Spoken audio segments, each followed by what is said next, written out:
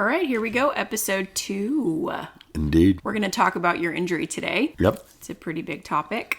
We're going to start first just talking about, since we are on audio and not video, people can't see your physicality. So we're going to just talk about that a little bit. You walk with a limp.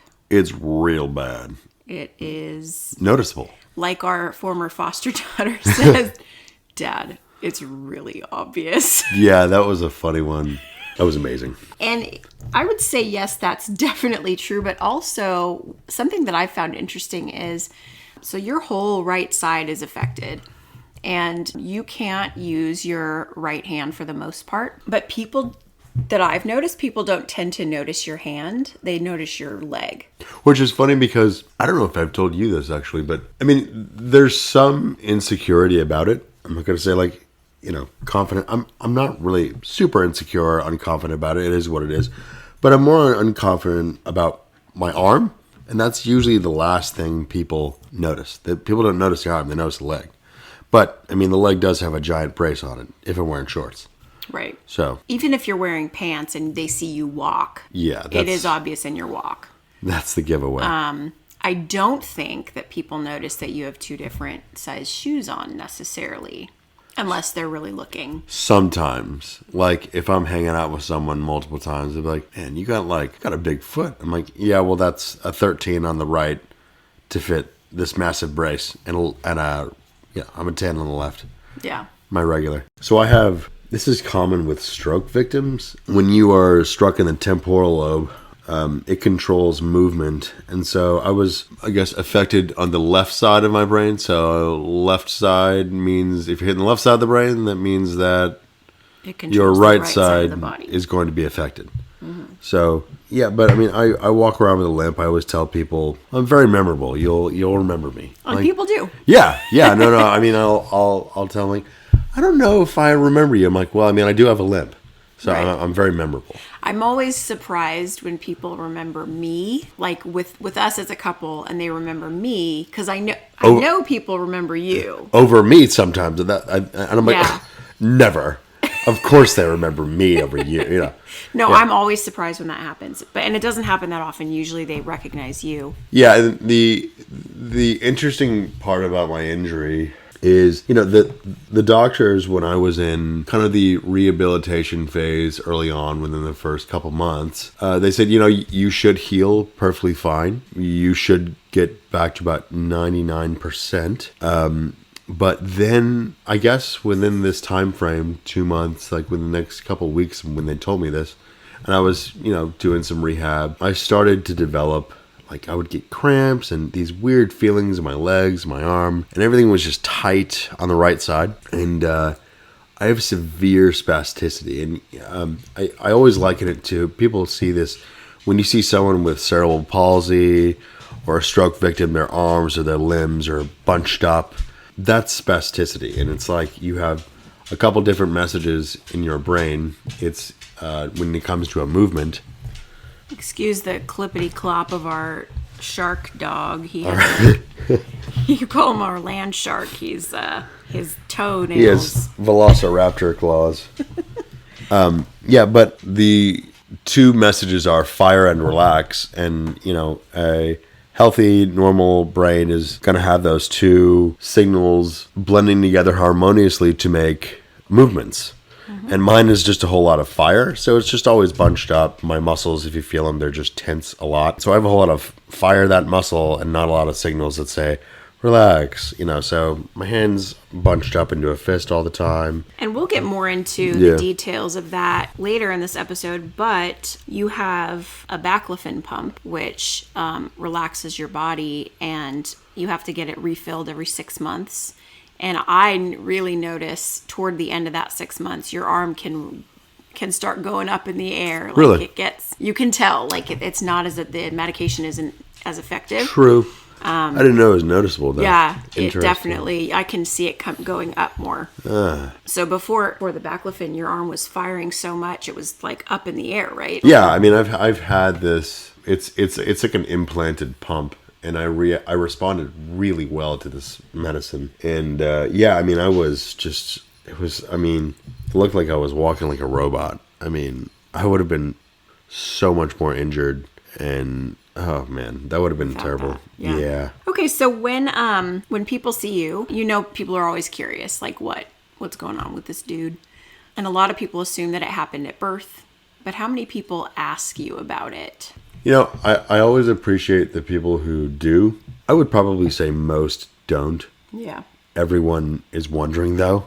Mm-hmm. I mean, that's just curiosity. Everyone is going to wonder. Yeah. We should get you a shirt that says, ask me about my leg. That's right. And they'll be like, I'm just doing what the shirt says. They told me to. Yeah. I would have to say my favorite was the little girl in South Africa who thought there was that you were holding something in your hand. Right. Yes, that's actually happened on a couple of occasions now. Yeah. But I remember she was like, "What's in your hand?" Yeah, that's right. Because like my fist is always bunched up, and then but I had this. I don't think she went this far, but there was another little girl. She was 6, and I said, "Well, there's nothing in there, honey." And she's like, "I don't believe you." And so I was like, "All right, you can open up the hand, see if there's anything in there." And she's like, "You're right." Yeah.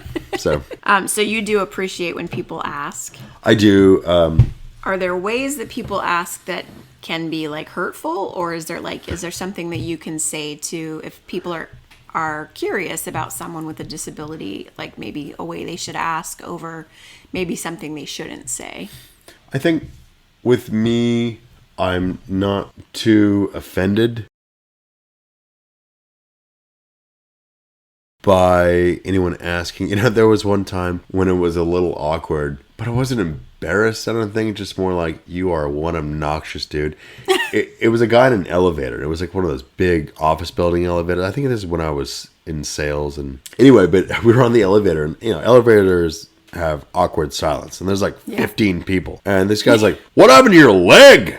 And I was like, and I was like, I can't remember what I said, like traumatic brain injury. So sometimes it doesn't warrant like a quick response. I mean, sometimes I'll just say, "Oh, it's a permanent injury." I think that'll be, but I have no problem with anyone asking. Actually, I think this might be a piece of wisdom, if you want to call it this, but just from perspective of me being disabled, I know that people who are disabled do want to talk about it. Yeah. So I do encourage people to, if you have a question about someone who's disabled, you can go have a conversation. They want to be heard. Mm-hmm. It's a big part of, if not their identity, then it's still strongly linked to them, obviously. So it's a part of them. Mm-hmm. So I think I always, in some way, anyone who asks me, what happened to your leg? Or, oh, I didn't notice that. What's going on with that? I always appreciate them when they ask. It shows that they care. It shows that they, that it matters to them. Yeah. So, yeah, I mean, I always encourage people, like, hey, if you see a person in a wheelchair, you don't have to do it awkwardly, but what's wrong with you? How'd you get in a wheelchair, like in an elevator? Right. But I think it's a great way to, really learn a person's story, and it's amazing what some of them have been through, or right. They really appreciate talking about it most of the time too, and I think it's people feel awkward saying anything, but it's I think if you can just break that barrier, it can be very beneficial. I've heard people say, and I think I like it when I hear people say to you, like, "Hey, do you mind me asking what happened to your leg?" Or right. And you don't have to talk about it if you don't want to. That's fine, but I'm just curious. Yeah, and somebody can be very polite about it, and I'll say, "Oh no, I don't mind at all." Sometimes I'll say, I'm sorry for asking questions. I'm like, I've talked about this thousands of times, so I'm more than happy to. And a lot of time I'll follow up if the conversation ends, and I'll say, if you ever have any questions, let me know. Yeah. Because it's a long story. It's a long story. It is a long story. So tell me what happened. Yeah. So I was 19 years old. It was the summer of 2004. I was going into my sophomore year at Texas Tech University, and I was working construction, and I was invited to a party by my friends, like a house party, and there was,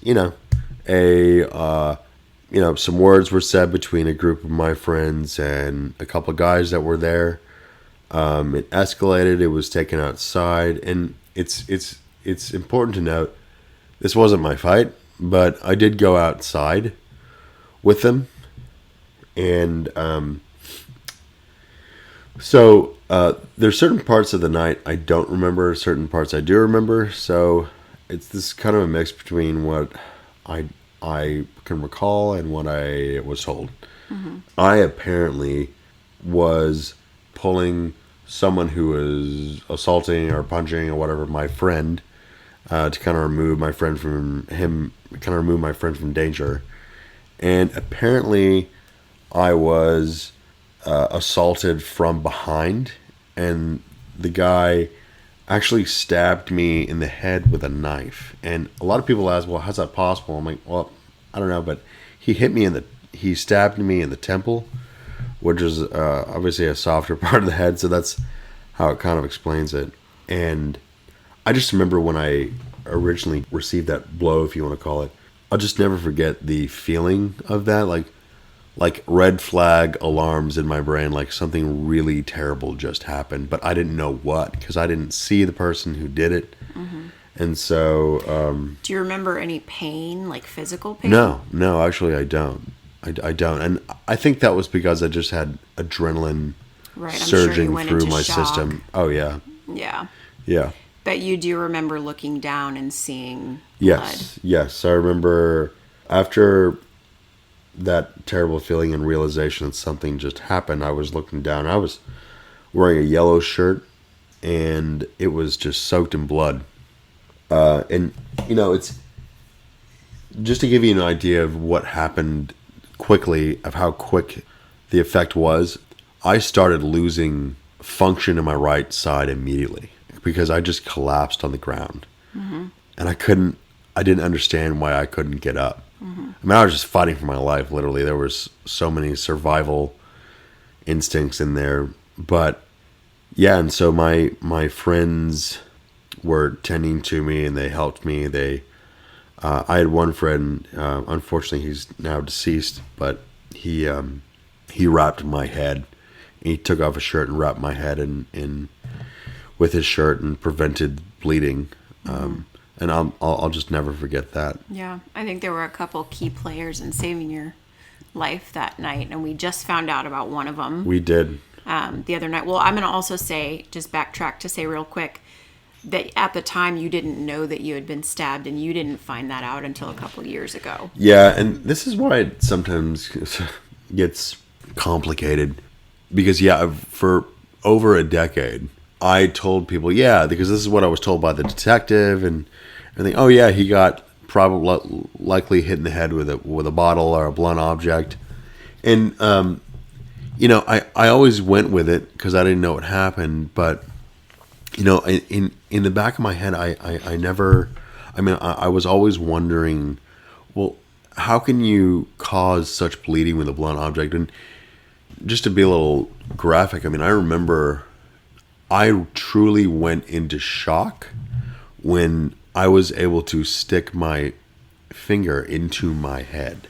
Right. Yeah, and so that's when my body just, I was just sent into shock. And So yeah, that never made sense to me. Like, I don't know how that's going to cause. I'm sure it could. You could. Well, and the reason that happened was because it was dark. It was 1:00 in the morning or just after midnight, and everyone had been drinking. You hadn't. You had just gotten to the party, and the alcohol was gone. But right. Yeah. People were drunk. People didn't see accurately what happened or how it happened, And so, there was not that information, which to me seems crazy that, like, the surgeon didn't say, like, yep, he was stabbed. Well, this is where it gets interesting because my mother had records of the neurosurgeon report, and it said Timothy has a deep, penetrating wound to the center of his brain. Right. That's no like bottle or lead pipe.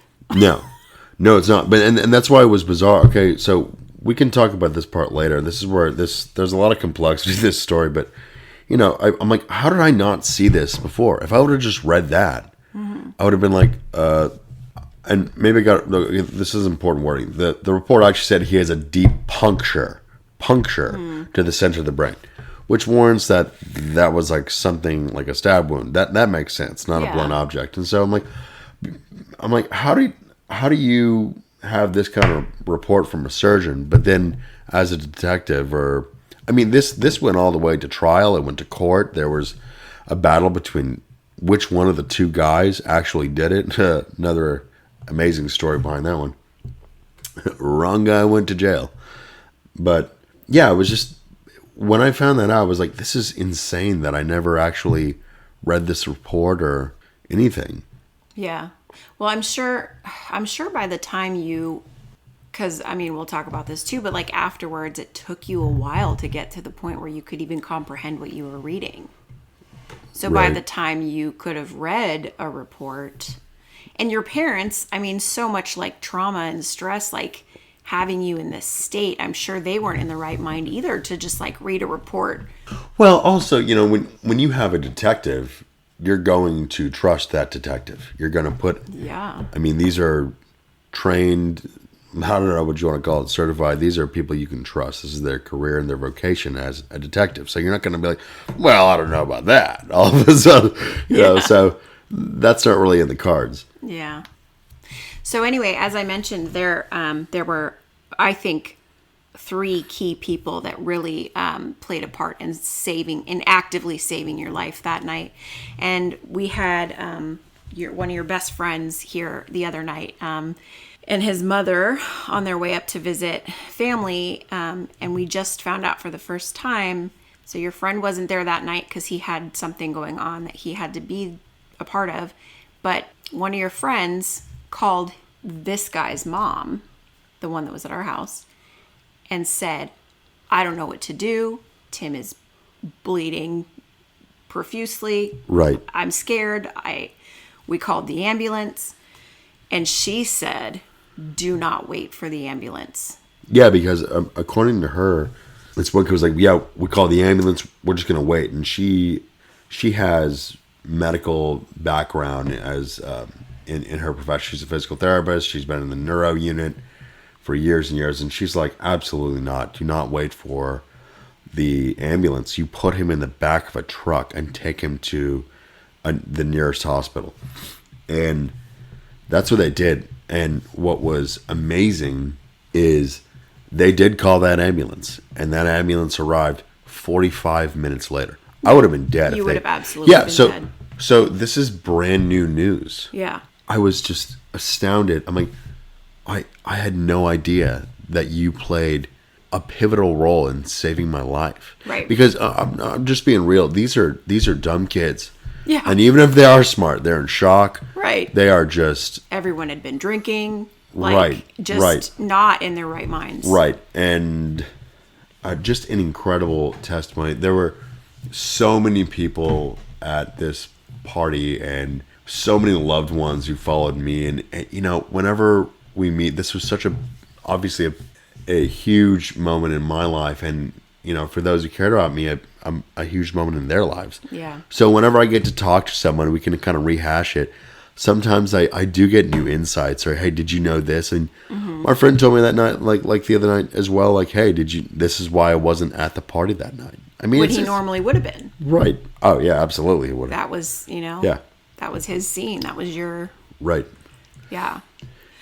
And then the third person is the girl who sat in the back of the truck with your head right in her lap, right. and held the bleeding. Right. And so I always remember this because I had gone into just complete shock by this time. But I don't know.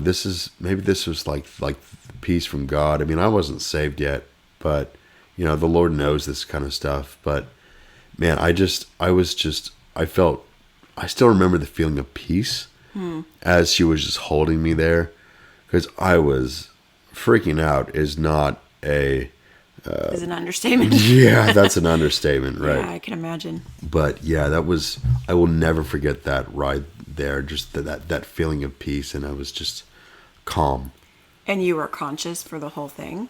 Yeah, I mean, I do remember that and the ride there. I remember when they took me out of the truck, and I was flailing and trying to stand up, and like they had brought me around to the ER, and I remember a nurse or whomever just ran outside to kind of observe and assess, and was like, "We need a gurney like right now." So they put me on a gurney, and they put me in, and yeah, and there's even something, I don't know if I've told you this. I don't know if I'm saying this right. There's people who lose limbs. Sometimes I think they have something called phantom limb, yeah, right. And so I'm a big Grey's Anatomy fan. Yeah, that's right. So I actually had that because I remember I felt, because I think by that time, as I said, the effect of my hemiparesis, my paralysis on my right side, had taken effect completely by this time. But I somehow knew that when I saw my arm move, it wasn't really moving. But I had no idea what happened yet, or whether my arm was even injured. I was just like, this is bizarre. It was almost like a hallucination of my arm moving. It was bizarre. Huh. I remember that. It was like a hallucination in itself. But then I later learned about that phantom effect or whatever. Yeah, like, that is exactly what happened. Wow. So yeah. And then from that point, I remember the next thing I know, my parents are right there. And, I remember holding my hand out to them. My dad is in the foreground. My mom is in the background. I clutch my dad's hand, and there's just streams of blood still down my arm. I mean, and apparently that was just a horrific night for my parents. I cannot even imagine that. I've heard them talk about it, and they don't like to talk about it. Understandably. They don't. Do you know how long it took for somebody to get a hold of them, or who called them, or? That's a good question. I think it was the person. They did receive a call from the person who drove the truck, Stephen. Okay. And among others. Mm-hmm. And interestingly enough, I think while I was in surgery, the guy, Todd, the guy who did not stab you, me, apparently called my father, and he said, "Hey, Mr. So and so, I didn't do it." And he's like, my dad is such a gentleman. He responded, and I can't remember what he said, but my dad, when he told me how he responded, and I believe that's exactly what he responded. It was something effective, so and so, I don't care. I'm just really upset right now, and we'll just see how it was like, when most people just be like cursing or screaming, or that's my father. That's his nature. Yeah. Being calm in that right situation, even keeled. I mean, he knew it was either one of the two that did it. Mm-hmm. And he still didn't, and he still kept his cool, which is just a testament to my father's character. For sure. Yeah, so it was that night that they operated on me, and they did a craniotomy, which is, you take a piece of my skull out. They had to stop the bleeding in the brain because blood is like acid to the brain. Mm-hmm. And that is another thing that you can see now, is you've got this big scar on your head. So if you've got a close shaven haircut, you can see that really, really well. Yep. I flaunt it. No. Nah. How long was that flap opened for the swelling? Do you know? That's a good question. I think they did the surgery and replaced the piece of my skull. Again, they put it back. But what they did to reduce swelling, they put a stent in my head. And so it's just basically so that the blood and the swelling could flow from my head down to my stomach. Does that make sense? Or can you explain what a stent is? Not really. All I know, because you're not a doctor. I'm not a doctor. This is a funny part, though. So, somehow they were draining fluid from my head, 2 weeks after I was out of surgery. I mean, I was in a coma for 6 days, and then, like when I woke up from the coma, I tried to pull the stent off, and the doctor was like, "Oh no, no, no, don't do that!" And I was like, "What is this on my head?" And so, but yeah, it was It was an ordeal. It was an ordeal. Yeah. So do you remember? Well, first of all, okay. So you said then you remember your parents and seeing your parents and reaching out to them. Mm-hmm.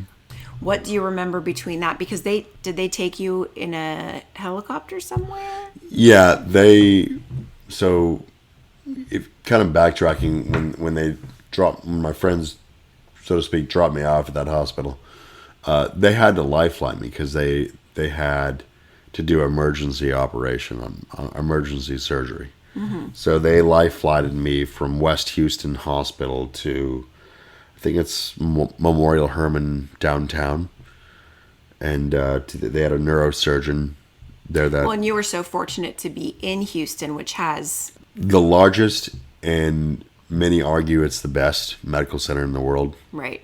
In if many you had ways, been in other places in the country, you could have easily not gotten the care you needed. Oh yeah, either I'd be dead or I would have lost some cognitive faculties even further, and it just.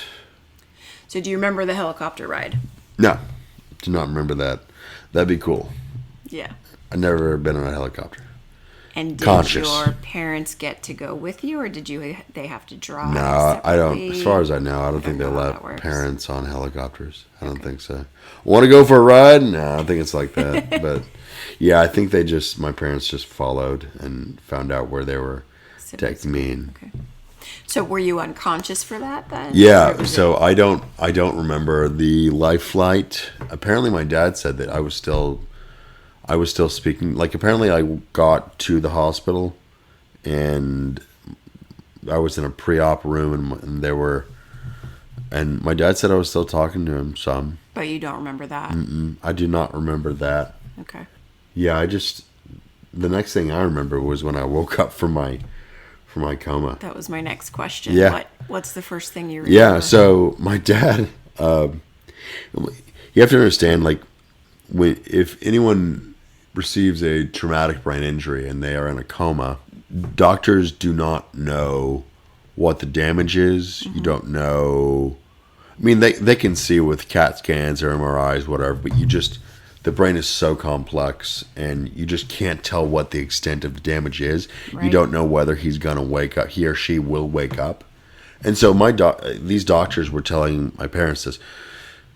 My parents were like, "So what's going on?" Like, well, we don't know if he's going to wake up. And we don't know if he'll ever be the same again. He may have a completely different personality. Mm-hmm. My parents were just horrified, terrified. Yeah.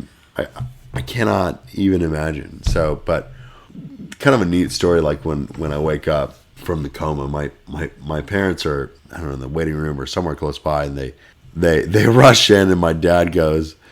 He looks at me and he goes, "Tim, how many fingers am I holding up?" I'm like, "You're holding up 2 fingers. What am I, an idiot or something?" And then like my dad was like, "He's back. Yes. So that was just like the victory dance. But oh my gosh, that I just remember.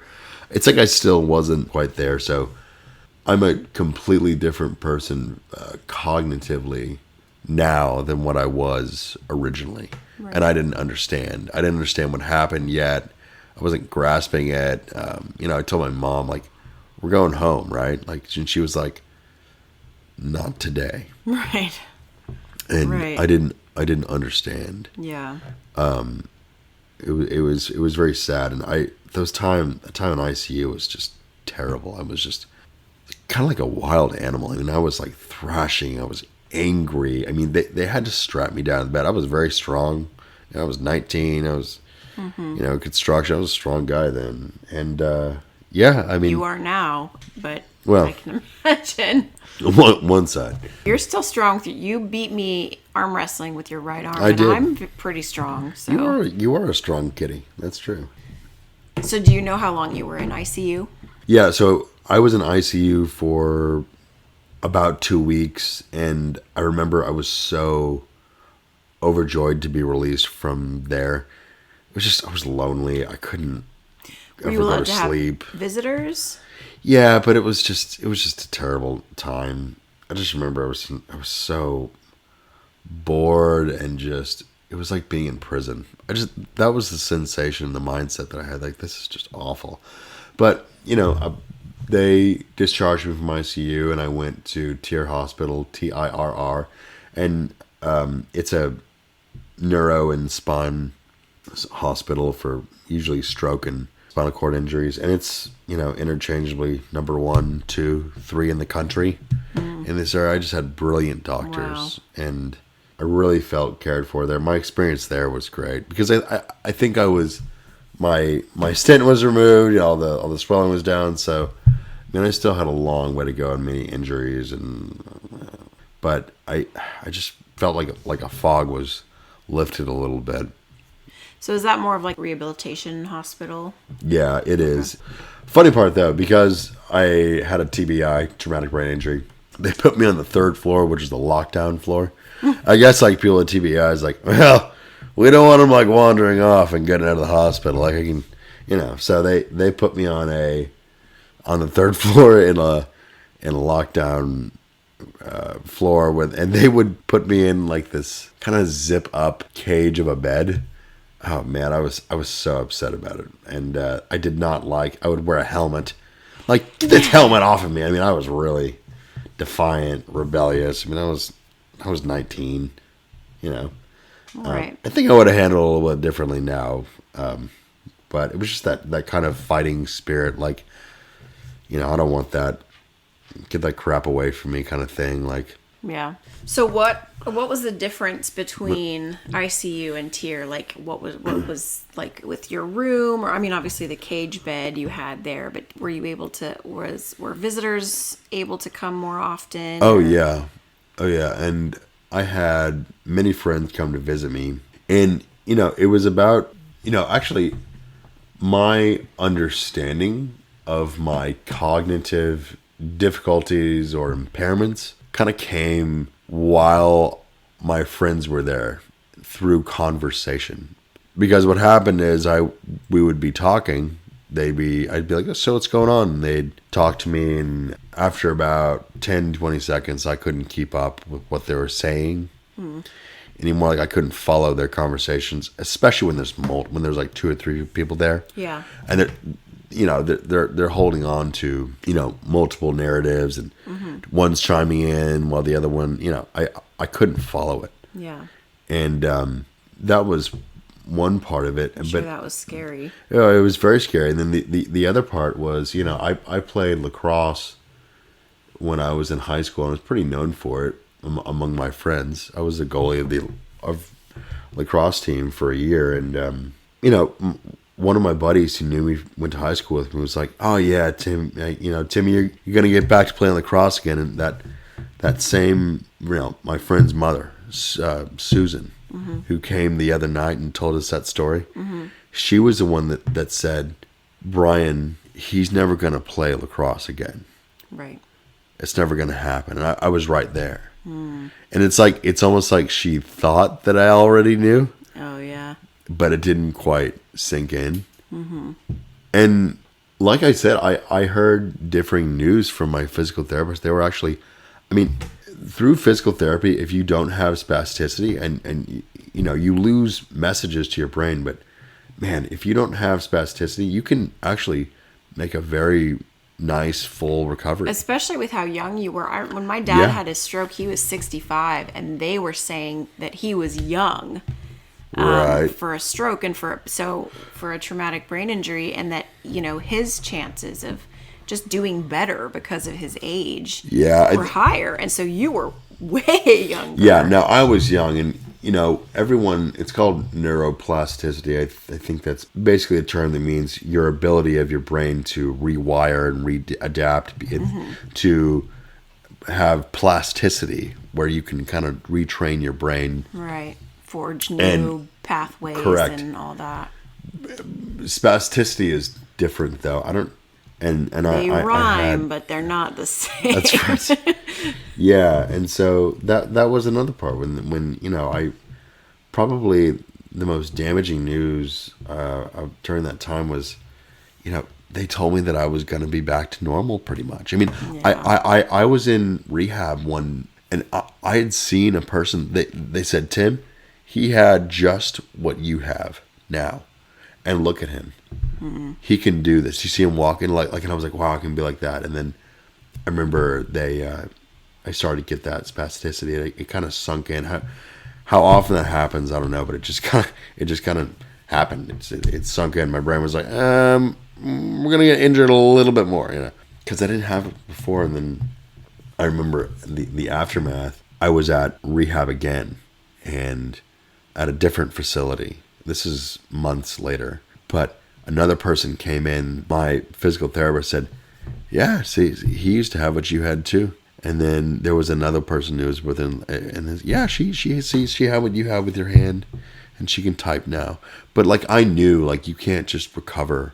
Yeah. And she knew, I'm like, well, it was very damaging. It was very I was so crestfallen and just heartbroken. I feel like that's a tricky situation to be in as a physical therapist because, part of you, I would imagine you wouldn't want to give false hope, but at the same time, you also don't want to be like, yeah, you're never going to get better. And then the person doesn't put in any work because there are steps that can be taken to get, better to whatever extent is able for your body.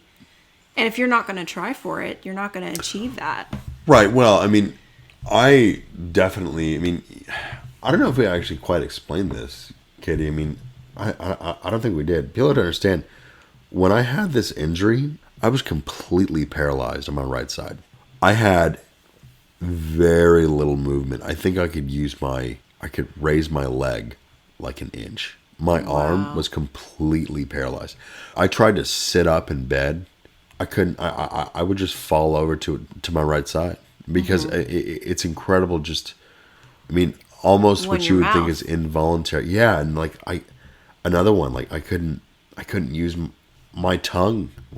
My right side was paralyzed, and luckily the spasticity only pretty much affects my arm and my right arm and my right leg. But it didn't really extend to my face. So luckily, can you imagine, if I had spasticity in my tongue, I wouldn't be speaking like I am now. Right. But you could not understand me. Yeah. It sounded like I had some severe, speech issue. And I had a speech pathologist, and I learned how to relearn how to use my muscles to speak. It's rehabilitation in that area. And, I had some brilliant physical therapists who made a lot of strides. I can walk mile, 2, 3, 4 miles now. You can walk faster than I can if you're with the right brace. Yeah, with the right brace. It's astonishing, really. Yeah, so I'm very grateful to them for the work they did, but it's very important to understand that I've seen people who had exactly what I had in the beginning. They were completely paralyzed. Mm-hmm. And because they did not have spasticity, they regained function in their fingers to the point where they could type 90 words a minute again. Right. I can't even use my fingers whatsoever. They're just balled up. I do not have use of my toes, my ankle, my calf muscle, really. I can't, nothing involving precision or dexterity. Right. I'm grateful I can use my arm. Mm-hmm. For gross activities like lifting boxes or helping with groceries. Yeah, you can pry your fingers open and put a grocery bag in there and close it, and then that bag's not going anywhere. Yeah, no, that bunny's not going anywhere. No. I tell you what, I appreciate that. Yeah. Go ahead, try to release the death grip. That's right. So, how long were you in tier? I think I was in tier for probably about 30 days. And then they released me. I discharged home, and then I went to kind of a stepping stone between hospital and reality, like an outpatient. It was like I was. Yeah, it wasn't just using these terms. It was an outpatient facility for those who had suffered TBIs and needed intense cognitive and physical rehabilitation. Basically, it was for people with TBIs and strokes and etc. Okay. Yeah, great facility, fantastic. people. I did have one lady who was she's like kind of like my case manager, and she, for some reason, like we didn't get along. Like she didn't encourage me, and it was weird. And what was funny is that she's like, well, you're just a thinker, not really a doer. I'm like, well, this thinker only ended up like going back to school, graduating from college, and shut it. That was pretty much my attitude, like my determination. But yeah, everything else was just top notch, excellent care. Yeah. And then how long did you go there? Did you go there daily? Oh, Like Monday through Friday, Tier Challenge. The program was called, the outpatient program was Tier Challenge. I went there probably, I think, 2 to 3 months. And then after that, it was no longer because I would spend pretty much every 5 days a week there from about like 8 or 9 to 4 o'clock, 5 o'clock. So it was like an intensive outpatient. And then after that, I would just go outpatient physical rehabilitation. Mm-hmm. But it was at that time where I really understood my cognitive impairments and deficits. Yeah. That was when they enrolled me in, because remember, I was going to Texas Tech at the time. Mm-hmm. I was entering my sophomore year, and I was bound and determined to go back. And that was my, like, I'm going back. Nothing's wrong with me. Everything's fine. So they actually they enrolled me in a distance learning class, and it was a history class, and like U.S. history. And so the curriculum basically involved me learning U.S. history and writing some like a 3-4 page summary of what we learned that week, and in essay format. And writing was, I'm naturally gifted in the area of writing, not so much math. So did you do this on a laptop? Laptop or desktop. Okay. Why? Well, just because you were right-handed before, and so. Oh, true. I imagine that. I mean, whether you were writing, well, it would have been actually harder to write with a pen with your left hand suddenly, but so a laptop. But still, that would have been really slow. Yeah, going. it was. Yeah, it was. Well, or a computer. I was no right. I mean, typing wise, I actually am really grateful that I learned. They kind of enrolled us in this. They called it like multimedia in high school, and it taught me how to type. Me learning how to type was great because obviously to this day I can only type with my left hand, but I'm like 3-4 times faster than I would have been. I would have written, if I'm just pecking with one finger, like 10 words a minute or something, but now I can do about 30 or 40 words a minute, which people sometimes look at my typing like, man, you are pretty fast with one hand. They're like weirded out by it. And I'm like, well, it's just because I mean, at this point, I know. Years. Well, it's funny. If I'm writing words like on the left side, I'm like, and then on the right, it's like, it's really it's funny, but yeah. So I would write these essays, and I could not even form a paragraph. I could not write any type of a thesis, any type of an introduction. Like I would spend hours and hours trying to write this essay, and I'd write something, and then I would print it out, go show it to my dad. My dad would just have this like deep hurt when he looked me in the eye. He's like, "Tim, this doesn't make sense, buddy." I was just devastated. I was like, "What is this? Is this like the rest of my life? Is this you don't know?" Also, like I already told you, like I couldn't process conversations either. It's also important to note, I had to read all this material for this history course. I couldn't process what I was reading. I could still read. Okay, so I can still write and stuff like that. I can write a sentence. I can write letter. I remember that. I can actually read, but I could not process what I was reading. I could not formulate something cogent or lucid. It wasn't connecting. Sure. It wasn't flowing. So did you drop that class, or what happened? Yeah, unfortunately, I had to drop it, and was this like fall of 2004? Yeah, this is about fall of 2004, and it was about this time that I got the baclofen pump. I have another question though. Because you said you were like very paralyzed at first. How long did it take for you to be able to walk? And what did that look like? And did they get a brace for you right away, or what was the? So I believe it took me about from when I woke up from my coma to about 2 months, month and a half before I could actually stand and walk a little bit, like walk to the maybe mosey or hobble to the sink. My left side is fine. It's just I was completely unable to move the muscles in my right. So, the brain is naturally healing a little bit, and they did some. It's actually, considering that I'm pretty much where I'm gonna be now. It was amazing how rapidly I was progressing. Yeah. And remember, at this time, I didn't have spasticity, so I was also pretty rapidly. I mean, the doctor said that when the physical therapist, occupational therapist were like, "Hey, look, give this about a year, and you'll be back to normal, pretty much. Like you'll be like 99% there." So it took probably about, I'd say, 6 months to get to where I am still now. I can always strengthen muscles and things like that, but in terms of regaining function, I'm sure there's some people out there that can say, "Oh, well, you could do this." I'm like, yeah, but I also, as of now, I have a job, I have a life, and I don't have, full-time capacity. Yeah, and you have to understand, this stuff is not the same as going to a gym and doing curls and expecting, over the next few, like, muscle growing. Right. You have to, this plasticity, you are trying to reform and rewire. So it takes exercises over and over and over and over again, like repetitive. Like, all right, do this like 5 times a day. It's like, it's intense stuff. Mm-hmm. So, yeah, I mean, this is pretty much where I am, and I'm okay with that. And the spasticity is pretty much the barrier, and that's okay. I mean, I've made peace with it. I am where I am, and again, one of the remarkable traits of this is that God uses it.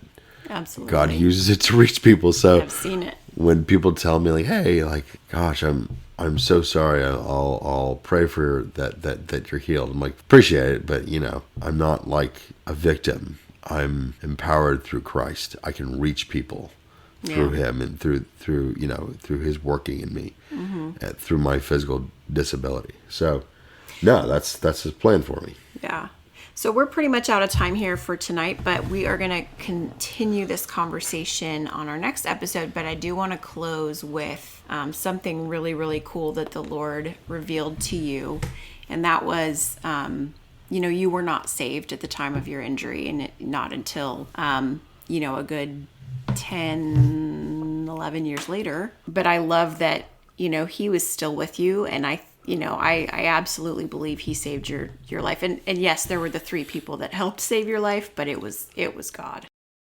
And one day you were really in just anguish and prayer and crying out to the Lord. And what vision did He give you? Yeah, so I've brought this injury and what it means and who I am with Him and what He's doing, and basically all the questions you could ask, and I would bring it to God. And one night when I was in prayer, bringing this to Him, Jesus gave me a very clear vision. And what He showed me was a vision from the night of my injury. And I could see myself on the pavement. There was blood, strands of blood over my face. I was crying, I was screaming, and it was a pretty hopeless looking picture. And then out of the periphery came the hands of Jesus Christ, and my blood was on His hands when He held my head in place. And He basically was saying, I had you then, and I have you now. I never left you. You've always been mine, and I have you now and forever. And it was just the most comforting vision. I will refer back to that sometimes when I'm in just a state of grief or just tough times, And so the Lord is good, and I'm so grateful for that I could see how He was there and basically said, your life is in my hands that night, and I have you, and you're okay. Yeah. And He, even then, He knew what He had for you in the future. That's right. But way before you did. You had no idea. Right. And, it was a phenomenal example of how, Jesus would step in to atone for my sin each and every day. And that just paints a very clear picture to me of how good he is, about how every day he would get on the cross to die for my sin. And that was kind of like just a picture of his goodness. Yeah. And his hands had my blood as if he was like saving me or rescuing me right there. And I can just bring that vision back when I want to reflect on it or I need comfort. So it was a really kind of like pivotal understanding of Jesus for me. And almost, I want to say like gave me more like relational depth, if you want to put it that way, with him. Yeah, that's really amazing. Thanks for joining us today and listening as we are exploring all the ways that God takes the things the enemy means for evil and turns them around to use them for our good and his glory. If you have questions, comments, feedback, ideas for us, or you just want to say hi, you can reach us at noweaponshallprosperpodcast@gmail.com. Talk to you again soon.